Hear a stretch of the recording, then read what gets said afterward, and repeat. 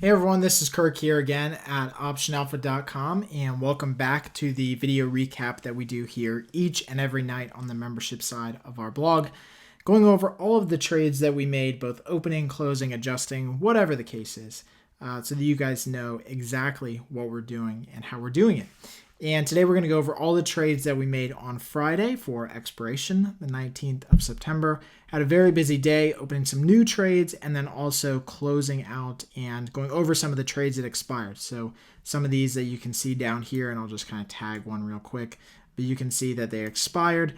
These were not trades that we necessarily physically closed out of, so we didn't enter orders to close these out, but they did expire, either profitable or losers or whatever the case is. So we're going to go over those so you guys know all of those and have a good idea.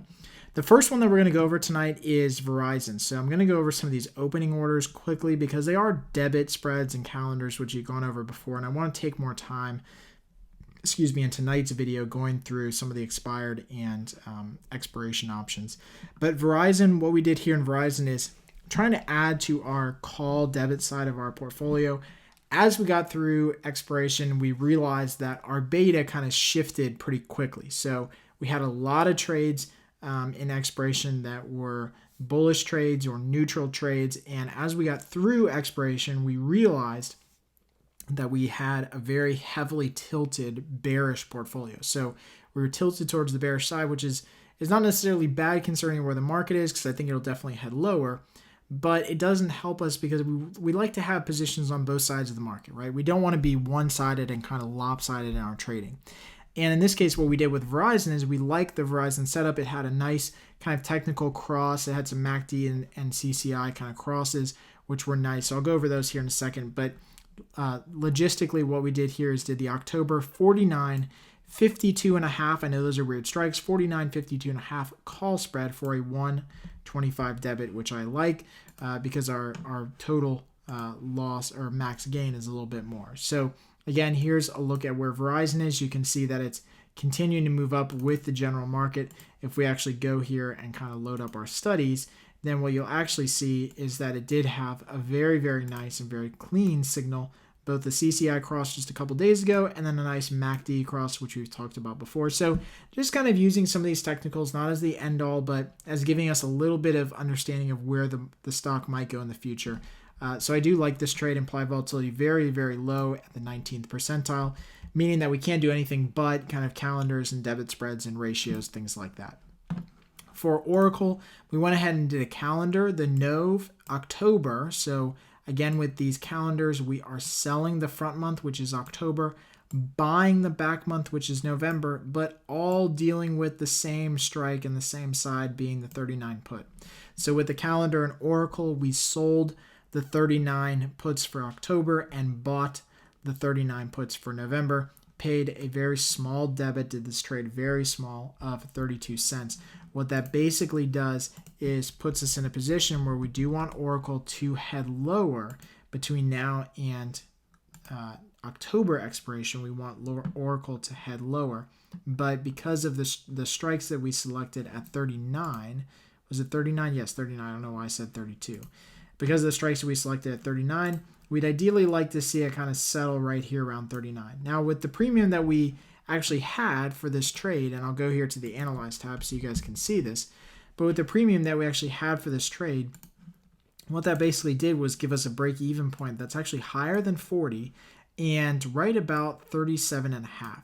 So even though we'd ideally like to see Oracle trade right around 39, that's where we get the most money from this calendar spread, we can actually make money anywhere between about 37.5 and a little over 40. So we go back to the chart here and you can see that a little over 40 is right about in this range and about 37.5 is right here. So that's really our big profit window. That's why I like these calendars in markets like this. The reason that we did a calendar obviously is because implied volatility is very low. Calendars then take advantage of those low implied volatility markets when IV rank is not so high.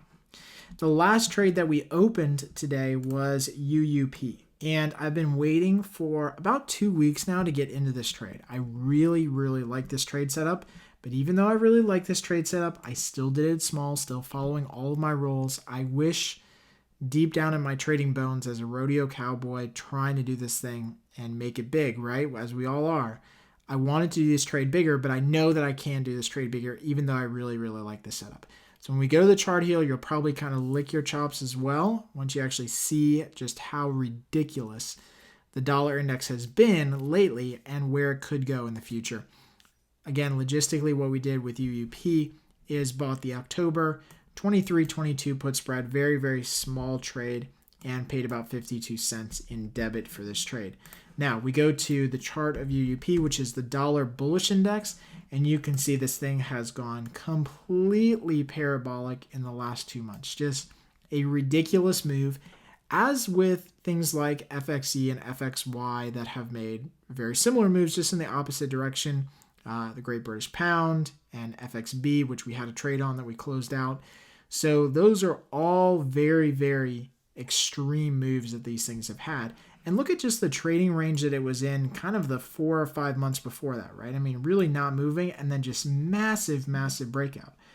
Now that that's happened though, I think what we're going to see is we're going to see a pretty hard retracement. Okay, so after these moves like this, there's really nothing holding this market up except for the initial buying thrust. So once all the guys that owned UUP down here start to realize that the price is now way up here, they're going to hit the sell button, and that's going to cause all of this stuff to come back down, at least somewhere into the 22 range. So that's what we're hoping for. But ideally, we just need the stock to close below 22.5 for us to make any money on this trade, which is really very, very close to where the stock is trading right now. Okay, so really like that UUP position going forward in October. All right, so some of the closing trades that we made, and these again, some of these are expireds and some of these are closing trades. We did go ahead, like I just said, sell out of our FXB, which is very similar to UUP, just in the opposite. The FXB is the Great British Pound ETF, and we were long the 157-159 call spread, sold that back to the market for a 160 credit on just a one lot, took in a $49 profit, which is great. That's all we were looking for, is a quick move higher in FXB. And you can see here, let me just go to the chart. You can see in FXB, if my cursor and mouse would cooperate, that we did have that kind of quick move higher from the lows. So when we had bought it down here, we wanted to see just any type of move higher in FXB, which is the Great British Pound ETF. And that's exactly what we got, right? We got exactly what the market, what we wanted out of the market. You got to take money off the table. And at that point, there's really not a lot of premium left in this thing. So you've got to exit the trade, get your money off the table, and get out of the trade. It was a very small trade, but a very profitable trade. That's what we wanted. We did it small originally because there's just very, very light liquidity in this thing. So we didn't want to be kind of a big fish in a small pond type of thing, trading too many shares and contracts. The other trade that we got out of, and thankfully we did before the end of the day, is we hedged out of our Iron Condor in IWM. So we had both the call side, which was the 117, 119, and we also had the put side at 114, 112. Now, during the day on Friday, as the market was moving lower, we decided just to go ahead and buy back our put side at about a 10-cent debit. And by doing this, that got us out of kind of exposure from the market closing in the money, which it actually did. It closed below 114, so it closed just slightly in the money. Depending on what credits you would have gotten, you would have been okay or potentially at a max loss if you didn't take in enough credit. And that's what we were trying to avoid. We weren't trying to get greedy here. Ideally, we would have loved to have this thing completely expire worthless and take in another $30 in profit. But we did have to buy back just the short put spread.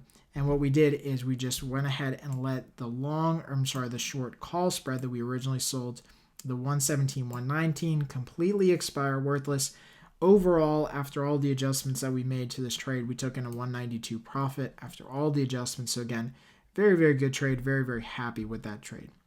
Same thing with YHOO. We had hedged out of most of our YHOO for September. We're not talking about our October strangle that we've already closed out of for a profit.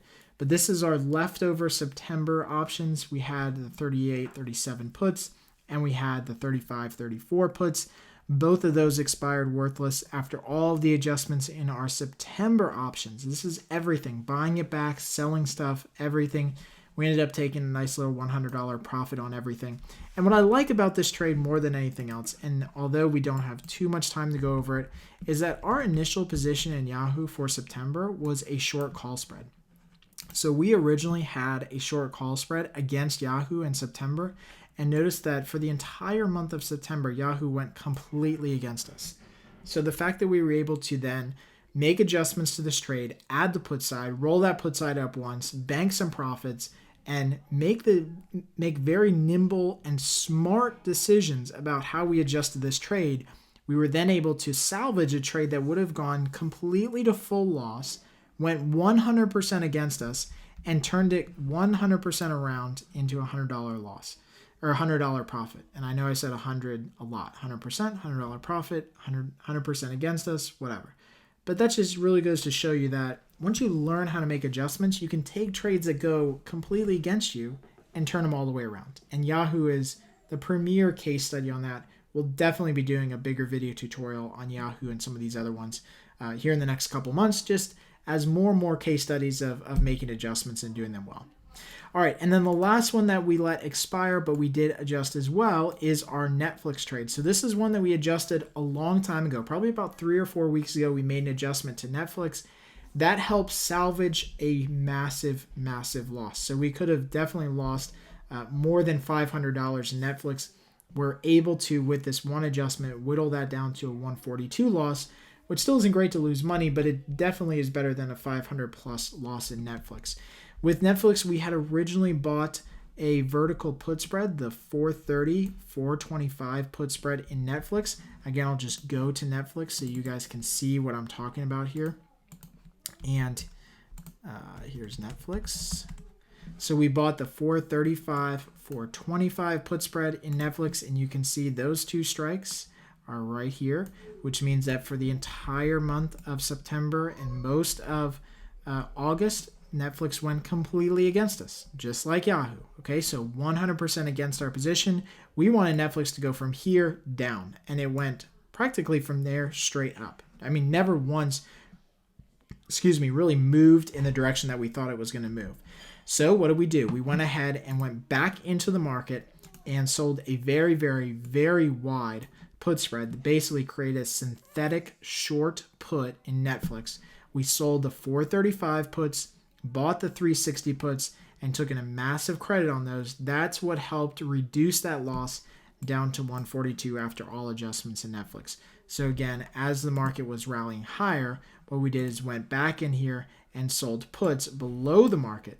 So we sold puts below the market down here. And so as the market's moving higher, as Netflix is moving higher, these things decay in value and make money, which reduces the loss on the original position. Okay, so that's one of the ways that you can do it. We've talked about that a number of times before in the past, but this is just another example of how you can do it. So I hope that answers a lot of questions for you guys. Like I said, this was a little bit longer video because it was expiration, but we're on to October now. Lots of opportunities for October. I think we're going to see implied volatility go higher.